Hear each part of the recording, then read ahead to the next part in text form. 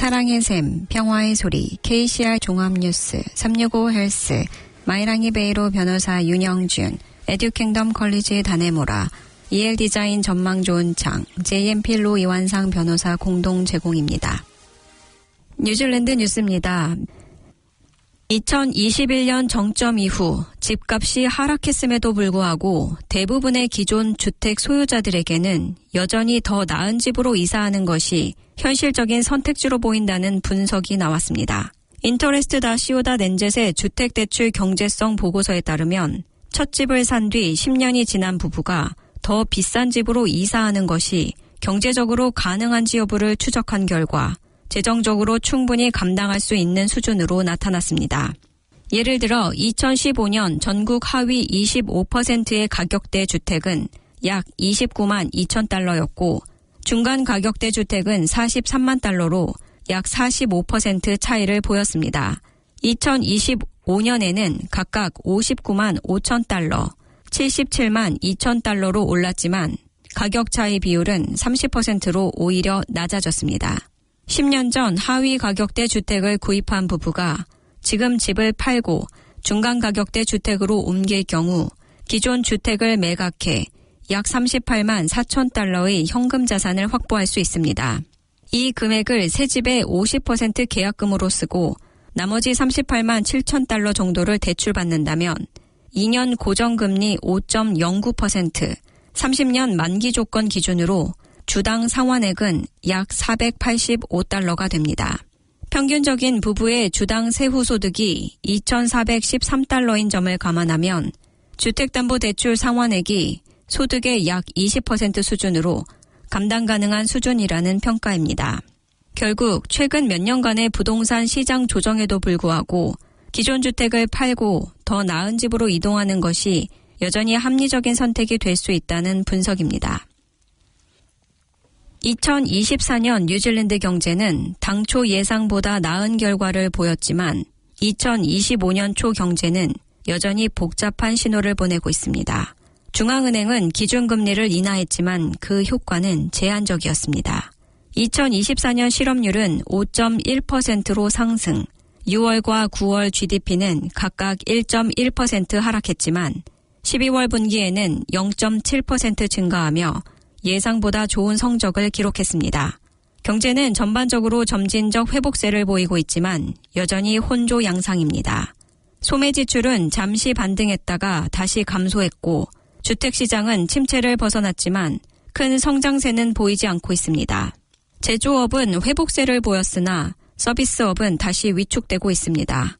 농업 부문은 비교적 긍정적인 흐름을 보였습니다. 육류와 유제품 가격 상승, 그리고 뉴질랜드 달러 약세로 인해 수출 여건이 개선된 것이 영향을 주었습니다. 전문가들은 부문별로 불균형한 성장이 이어지고 있으며 2025년 경제는 회복 국면에 진입하고 있으나 불안정한 흐름이 계속될 것으로 전망하고 있습니다. 뉴질랜드 중앙은행에 따르면 2025년 2월 첫 주택 구매자 FHB의 모기지 대출 비중이 2년 반 만에 최저치를 기록한 것으로 나타났습니다. 첫 주택 구매자는 총 58억 4,700만 달러의 모기지 대출 중 약 11억 1,300만 달러를 차지해 전체의 19%에 머물렀습니다. 이는 2022년 7월 이후 가장 낮은 수준입니다. 대출 금액 자체는 전월과 전년 동월 대비 증가했지만 전체 대출에서 차지하는 비중은 2023년 12월 25.2% 이후 계속해서 감소세를 보이고 있습니다. 한편 투자자들의 대출 규모는 첫 주택 구매자를 넘어선 12억 700만 달러에 달했지만 이들 역시 전체 비중은 1월 22.5%에서 2월 20.6%로 다소 감소했습니다. 이는 2024년 2월의 8억 5,100만 달러에 비하면 상당한 증가폭입니다. 전체 모기지 대출 규모는 계절적 요인을 반영할 때 1월 대비 1.4% 줄었지만 지난 4년 중 가장 높은 수준을 기록하며 2020년에서 2021년 활황기 이후 회복 흐름을 보이고 있습니다.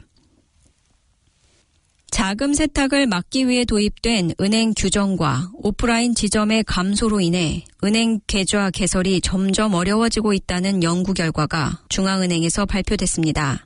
현장 은행 직원 3명 중 1명은 고객이 매달 또는 매주 계좌를 개설하지 못하고 있다고 답했으며 가장 큰 장벽은 자금 세탁 방지법 AML에 따른 고객 실사 요건과 그 시행 방식이었습니다. 특히 주소를 증명할 서류나 사진이 부착된 신분증이 없는 사람들, 영어에 익숙하지 않은 고객, 은행 지점 접근성이 낮은 사람들에게 어려움이 컸습니다. 중앙은행에 따르면 주요 4개 은행의 지점수는 2011년 1130곳에서 2022년 577곳으로 절반 가까이 줄었고 운영시간도 단축되고 있습니다. 시골 지점의 약 3분의 2, 도시 지점의 38%는 주당 35시간도 채 운영되지 않고 있는 것으로 나타났습니다.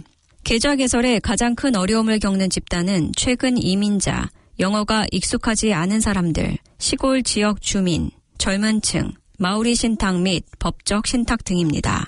중앙은행은 자금 세탁 방지 체계 안에서 고객에 대한 이해가 매우 중요하지만 일부 개인이나 집단은 여전히 신원 확인 과정에서 큰 장벽을 마주하고 있다고 설명했습니다. 지금까지 전해드린 뉴질랜드 뉴스는 뉴스허브, 원뉴스, RNZ, 뉴질랜드 헤럴드, 스톱, 인터레스트.co.nz에서 간추렸습니다.